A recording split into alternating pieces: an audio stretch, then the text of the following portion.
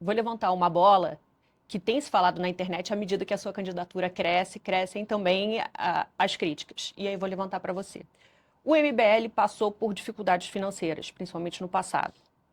E aí pergunta a você, teve ordem de despejo? E você, Renan, teve processos acumulados como empresário, mais de 40 trabalhistas, 16 ações civis.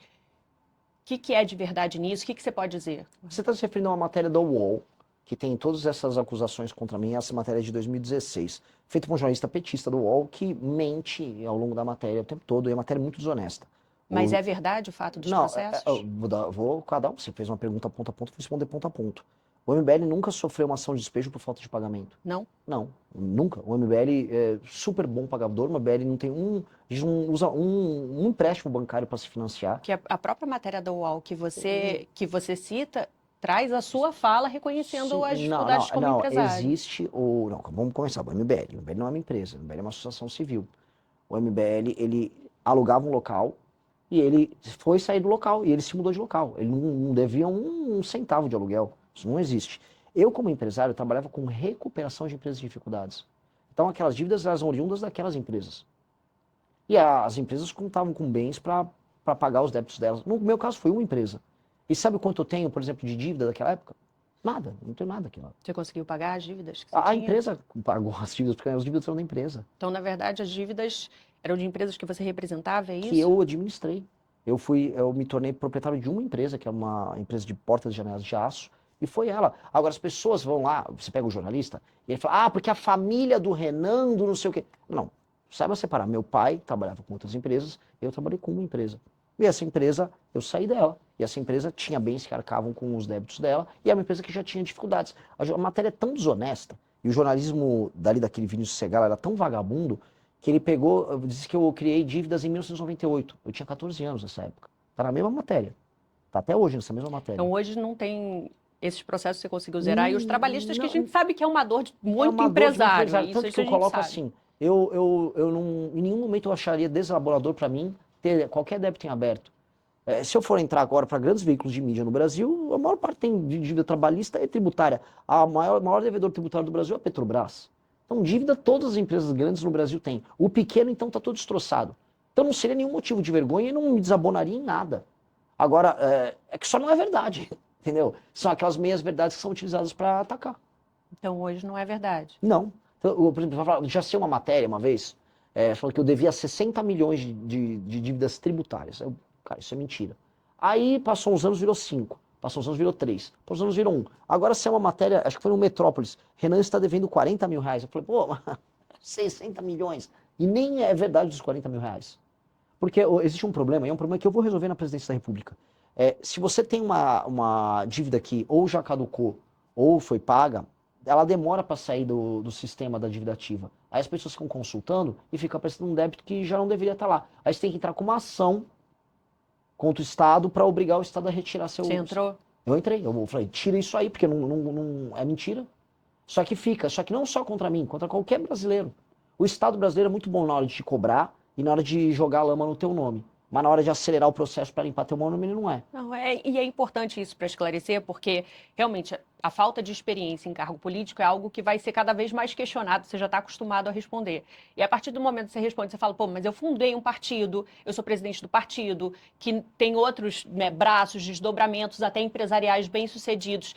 E aí tem uma outra informação que está cada vez circulando mais à medida que você vai ganhando projeção de que, peraí, esse bem-sucedido não é tão bem-sucedido assim, é importante te ouvir para esclarecer, para falar, olha, hoje Sim, houve, sim. não tem mais, o MBL caminha muito bem, enfim, não teve O ordem de MBL, o MBL, despejo, o é MBL isso. nunca teve nada disso. Assim, você pode despejar uma pessoa por vários motivos.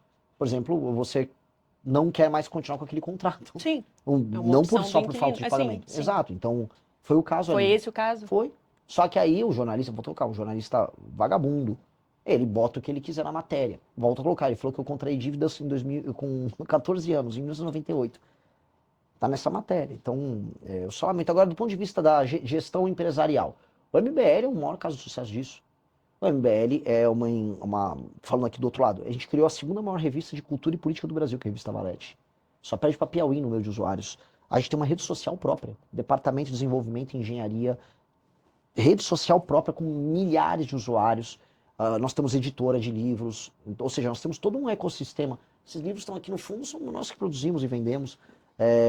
Temos, através do partido, a possibilidade de fazer de maneira autossustentável toda a atividade política dele. Vendemos livro, curso, roupas, bandeira. O partido é o partido que provavelmente, em termos de infoprodutos e produtos, é o que mais fatura no Brasil. Então, em termos de gestão, a nossa experiência é de bastante sucesso. É um tema que se posiciona muito claramente, é a escala 6x1. Fim da escala 6x1. Está avançando, chegou no Senado. A gente tem até agora uma publicação de um grande manifesto reunindo, você viu, entidades empresariais, representam 90% do PIB do país, colocando uma alternativa que é PEC 12 do trabalho flexível, contrária à escala 6x1, ao fim da escala 6x1, à escala 5x2. Como é que é a sua posição? Eu já vi que você se posicionou contrário a isso. Minha posição é que o que o governo fez foi vagabundagem. A palavra é vagabundagem. Assim, o Brasil ele é um país que está fora das cadeias globais de produção. E para a pessoa que não está nos assistindo, o que isso significa? Significa que se você vai fazer um carro, nenhuma empresa quer jogar os componentes do carro para aqui. Se você vai fazer um celular, os componentes não são feitos aqui. Por quê? Porque é caro produzir aqui. E se é caro produzir os produtos que o mundo consome, significa que nós não teremos empregos de qualidade aqui. Então, o Brasil devia estar focando, que eu vou focar no meu governo, em fazer reformas que aumentem a competitividade. O Lula não liga para isso. A lógica do Lula, você pode pegar um mapa eleitoral do PT, é obter votos onde as pessoas não trabalham. E é verdade. Não estou aqui fazendo uma declaração preconceituosa, nem nada. Onde você tem menos atividade econômica, onde você tem um maior número de pessoas dependendo de auxílios governamentais, a taxa de voto, percentual de voto no Lula é maior.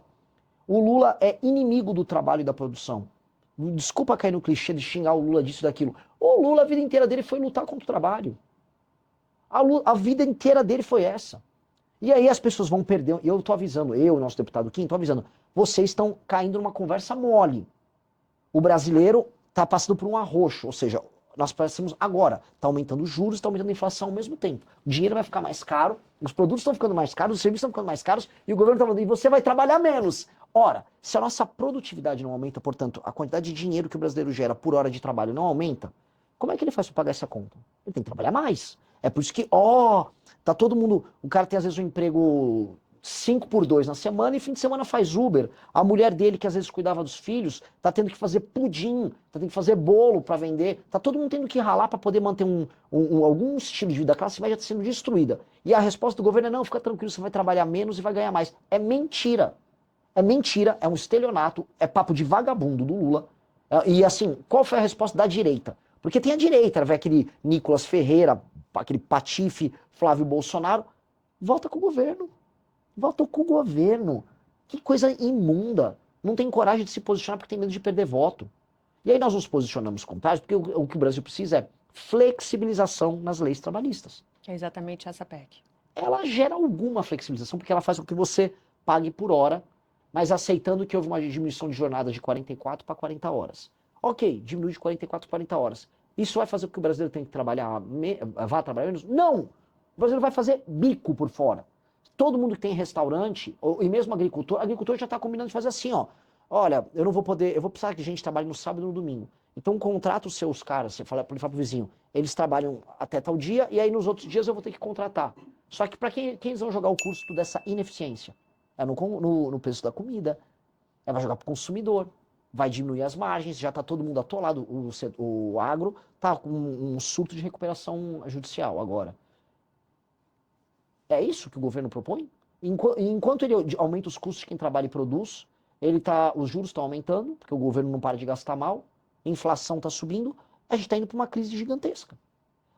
O Brasil, não entrou num colapso econômico lá naquela crise do governo Dilma, você lembra? 2014, 15, 16? Porque surgiu a uberização. Porque foi na mesma época que chegaram os aplicativos no Brasil, e aí todo mundo que perdeu o emprego pôde virar entregador ou pôde virar motorista de Uber. E aí milhões, porque pensa assim, são milhões de motoristas, milhões de entregadores. E o núcleo familiar dessas pessoas? Quantas dezenas de milhões de pessoas não foram salvas da pobreza extrema nos grandes centros urbanos por conta da chegada da tecnologia? Hoje, eles estão tentando, vamos dizer, sabotar até essa atividade. E hoje, como eles evitam que o Brasil consiga gerar empregos de qualidade, eles estão jogando todo mundo numa mega informalidade. Não vai dar para ter todo mundo fazendo Uber agora. Não vai dar para todo mundo virar entregador. Ou seja, eles estão ferrando a vida dos mais pobres. E eles são irresponsáveis. Então, a nossa opinião é bem clara. Nós temos que flexibilizar as leis trabalhistas. E é flexibilização pagando por hora, deixando gerando concorrência nos sindicatos, porque o que vai acontecer? Se você tem um sindicato A, B ou C de entregadores, e aí um sindicato ele tem uma estratégia mais eficiente para representar um conjunto de entregadores, ele pode fazer as negociações patronais. Os Estados Unidos tem isso, várias nações têm isso. Aqui não, você tem que ter um sindicato que tem uma federação lá, uma dessas confederações sindicais, que controla ele, ela faz os negócios que ela faz com as grandes empresas dela, porque todo mundo sabe, elege os deputados que ela precisa eleger, especialmente pelo PT, e não liga para o resultado do sindicalismo dela. Veja só, eu não sou contra sindicatos, eu estou falando aqui, tem que ter mais sindicatos concorrendo entre si, e paralelamente o trabalhador faz o contrato dele do jeito que ele quer fazer. E flexibiliza. As experiências internacionais vão todas na linha de quem flexibiliza, gera mais emprego e gera mais renda. Então, é o que nós temos que fazer. Se avançar, e é o que parece, a votação da redução da escala 6x1, você, se eleito, trilharia algum caminho para tentar derrubar?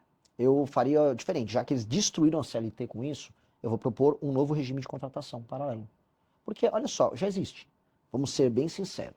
Todo mundo que está nos assistindo aqui, deve ter pessoas que são comerciários, gente que trabalha com serviço. Saiu nos últimos 15 anos de 700 mil para 17 milhões o número de pessoas que são PJ. O que é o PJ, além de um regime alternativo de contratação? Sim. É porque as pessoas não Não é querem. um grande empresário. Então, o que está acontecendo? Né? O cara que virou PJ, ele não virou um businessman. Ele está vendendo a força de trabalho dele, dando um cambalacho na CLT, que não funciona. Ora, que tal nós aceitarmos que isto é um cambalacho e nós criarmos um regime alternativo formal, tudo certinho, bonitinho, a pessoa não precisa criar uma PJ, que ela trabalha como pessoa física e ela vem na força de trabalho e preste o serviço dela de maneira mais tranquila. Mas aí derrubando uma suposta redução da escala que passaria, Aí não? A pessoa é livre para fazer, porque o PJ já é Tá. livre Você para vai fazer. apresentar uma alternativa. Alternativa. Aí as pessoas misteriosamente vão preferir a alternativa. É isso que vai acontecer. Porque do jeito que está, é um regime mentiroso que o Lula está usando para se reeleger, enganando pessoas em áreas urbanas que vivem um drama. Qual é o drama do cara, da pequena porcentagem da população que vive na escala 6x1? Que é uma pequena porcentagem. CLT 6x1 não é o grosso das pessoas que trabalham no Brasil. Pois bem, é o cara que é um trabalhador urbano, que demora horas para sair de uma periferia e trabalhar numa região mais central e voltar. Esse cara gasta 2 horas, às vezes 3 horas, para ir e voltar do trabalho, todos os dias.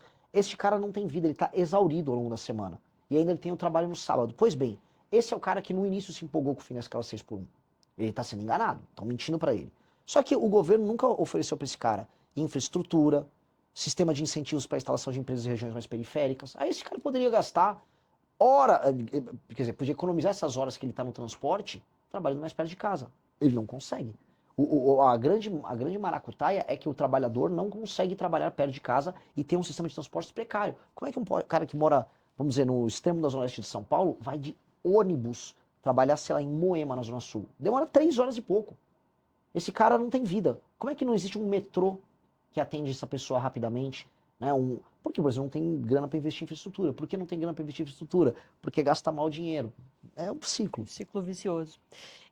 Anistia, se eleito, vai ter? Vai ter dosimetria. Porque cometeu crime. Eu vivo falando de lei e ordem. Vou prender, vou passar o cerol nos membros do crime organizado, tal, beleza. Não, mas e se um cara invade o Congresso, mas ele é de direita? Não vai fazer nada? As pessoas cometeram crimes. Então, quem cometer crime tem que receber punição. É o básico. Agora, o problema Mas você acha que a punição que está sendo dada já é suficiente? eu acho que o processo ele é eivado de vícios formais, a ponto de, se eu fosse falar, vamos dizer, na letra pura da lei, é injusto de cabo a rabo, os processos são nulos. Imagina você fazer audiências coletivas. Houve audiências coletivas virtuais dos presos do 8 de janeiro. Audiências coletivas, isso é coisa sabe, de regime de exceção. Você faz, a pessoa não tem o inquérito dela individualizado. Não, o Xandão mandou assim, junta todos os advogados aí e vamos fazer um inquérito coletivo. Isso é insanidade. E ele fez. Então, é eivado de nulidades. Ao mesmo tempo, como foi politizado o caso em todos os termos, aquelas pessoas também precisam de uma punição. Então, o Congresso atuar no meio é reconhecer que o sistema de justiça brasileiro fracassou completamente e você vai ter que ter uma resposta política para isso. Por isso que a 12.000 tem uma resposta política. Há uma punição, mas não do tamanho que ela está, para todos os envolvidos. Você assistiu ao Legião das Ideias. Para mais conteúdos, continue conosco e acompanhe as lives da MB Live TV.